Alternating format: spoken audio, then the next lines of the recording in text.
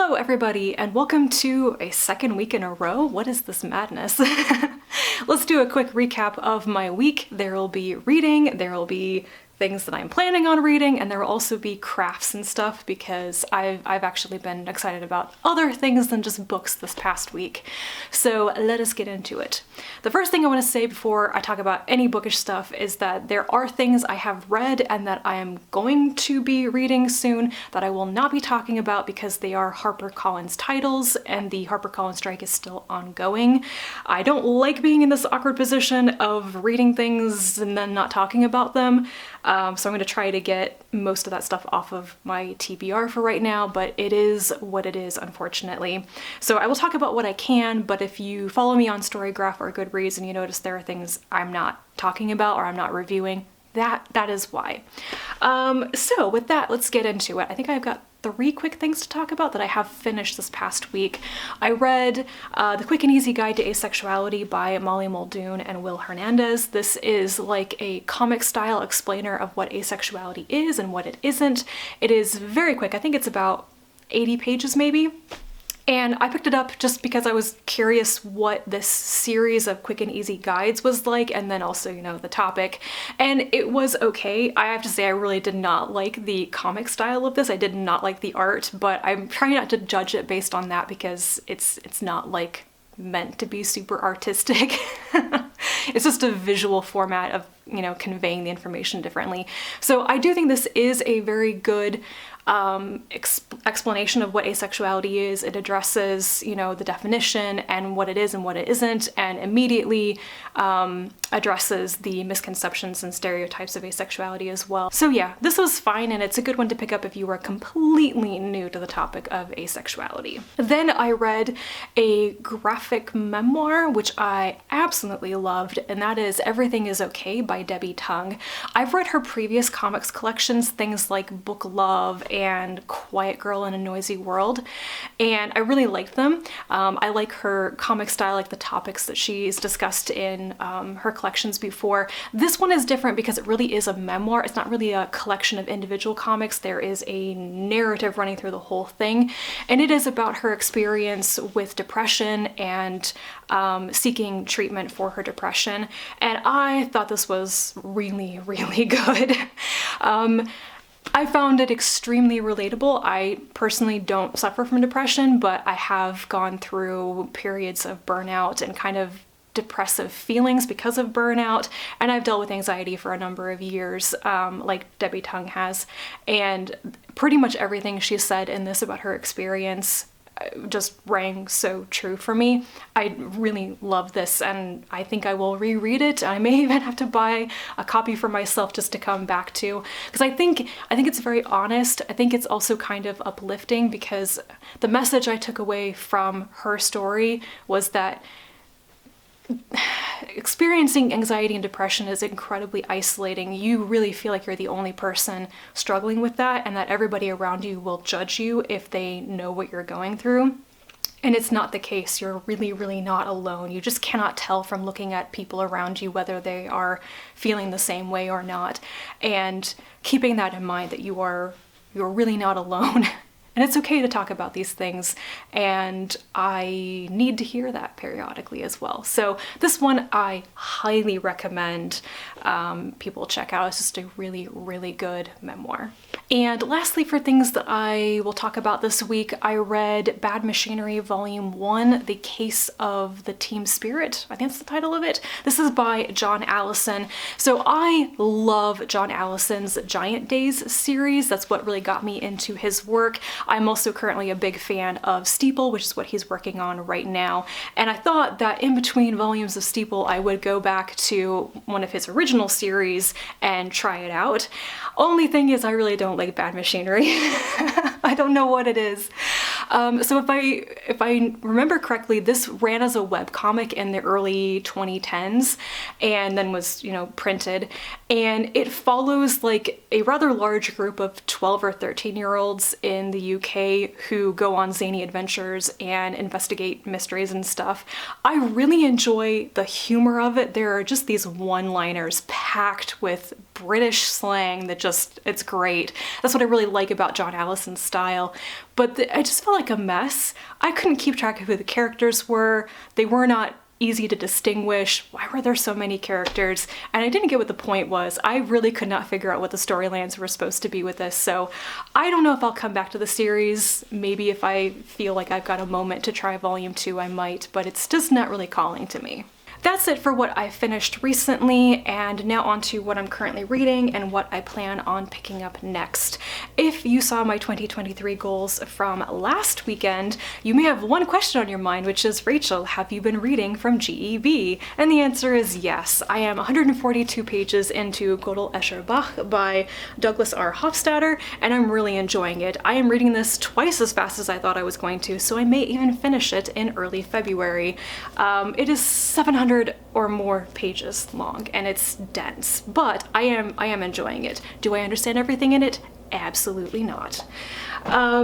And then I've started 2 other books, which I may or may not finish soon. I have The Soul of an Octopus by Cy Montgomery, which is a nonfiction book about octopuses and how intelligent they are that I've been meaning to read for a couple of years now. I will definitely read this in its entirety because I super enjoyed the first chapter. I also started Blue in Search of Nature's Rarest Color by Kai Kopperschmidt. This is actually a translated nonfiction book about sources of the color blue and its place in history and stuff. It's translated from German, I believe. And I like the topic. I'm not entirely sure if I'm taken enough with the book to finish it, but I'm gonna give it a little bit longer and see what I think.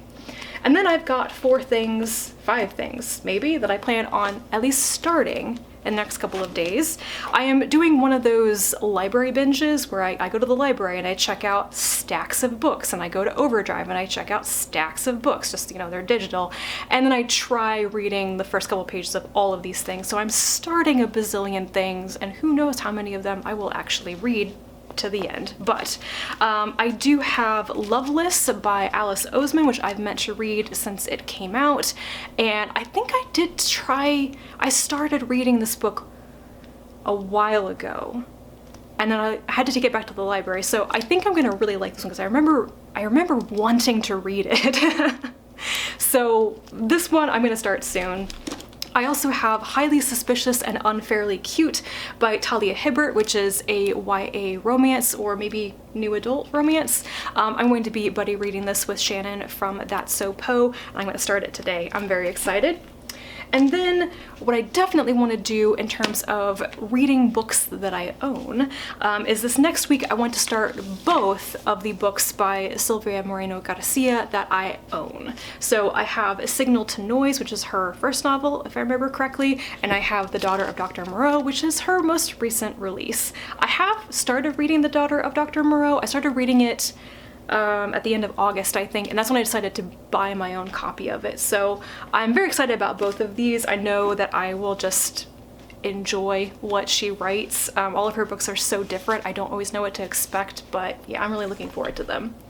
I may also start a book in Spanish this coming week. I'm probably gonna do another buddy read with Shannon, and we'll see how that goes, but that's gonna wait until we're done with the Talia Hibbert book. So that's that. And then of course I've got gobs of other books that I might start, but these are my priorities right now. So that is it for books.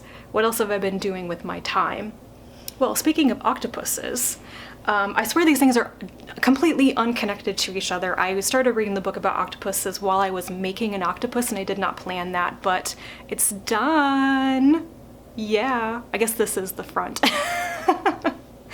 I crocheted an octopus, the realistic octopus. It even has suckers on it. This is gonna be a gift for a coworker, almost certainly. I have wanted to make this pattern for years, and my coworker reminded me of it. So yeah, this is the realistic octopus pattern by Megan Lapp of Crafty Intentions, and I have a feeling I'm gonna make at least one more of these. So I'm gonna gift this one, and I think I'm gonna have to make a couple more, maybe a couple more. Can I make that many suckers?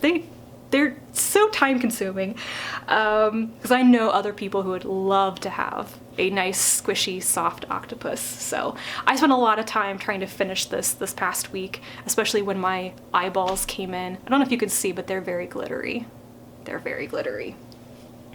And the other stuff that I've been doing is mostly spinning projects. I can't show you because it's still mostly on my spinning wheel, but I've been working on some yarn that I plan to start knitting with very soon. I'll try to like take a picture so you can see what I'm talking about, but I have been steadily working away at the second half of the singles for this yarn, and I am currently plying it. I might finish plying it today, but it's a lot. But this yarn, I know exactly what I want to try using it for, but I'm gonna have to swatch to see if it will work out correctly. So I'll talk about that later. I really should do a proper crafting update video of what I made. The other thing that I'm gonna do spinning wise is I have this. Yes, this is one of my Christmas gifts, and the reason why I've been just trying to get through my current spinning project is that it's been on my my treadle wheel, which I want to use for spinning this bat, and I can't start that until I get the other project off of the wheel. So this is 1/2 of a fiber bat that I got for Christmas, and I am so excited. I cannot wait to spin this. I've spun from a bat once before, and it was such an interesting experience, so I am very excited. I'm probably gonna do a chain ply of this so I can preserve the color gradient, but I actually have 2 of these, so I'm thinking about doing a mirrored gradient, because I can flip the other one around and do it from the other end. I don't know. We'll see what I think. I'm also hoping to start a couple more knitting projects. I feel a little bit like I've slowed down, like my interest in some of the things that I've started is just waned, and I want to start some new projects. So I have a shawl project that I want to cast on from 100% hand spun yarn, and I have a cardigan that I want to cast on as well. So we will see. We will see what I start next, but I'm running out of time this weekend to do all the things that I wanted to do, such as life. And the other thing I've been doing, and I will almost certainly be talking about this more, I'm putting my intention out into the world. I am doing a little bit of a renovation of a room in my basement to turn it into an actual comfortable craft room. It's been like a glorified pantry for 10 years, and I finally said enough is enough. I'm just doing nothing with this room. I want to get a floor loom, and I have to have a place to put the floor loom. So I took a weaving class in early December, and it was a lot of fun. It was so interesting, and I really, really want to explore weaving more, and I need a big loom because I'm a big project kind of person. That's the way it is. So I am this close to being done with getting the room all fixed up. I've had to fix some water damage and paint, and my dad came over and changed out all the lighting for me because he's super nice. He's doing all the hard work for me. But now I just need to finish cleaning and get some curtains up, and I need to get a proper rug. That's the one thing this room desperately needs is a floor rug, and I'm gonna need a really big one. I don't like most of the rugs that are for sale in all the home improvement stores around here. Does anybody else think that all those like distressed, faded looking rugs are just so strange? I don't like it. I will find something eventually though that I like. And then I will order a loom, because once the room is ready, I'm allowed to order the loom. And I'm very excited about that. That will happen sometime in January, I think. So yeah, I need to get a move on with that. And really, I think that's it for everything that's been going on this weekend. I was very disjointed, but whatever. My brain is just all over the place right now. So I'm going to go back to doing some fun things, and I will talk to you guys again soon. And until then, happy reading and all that good stuff. Bye.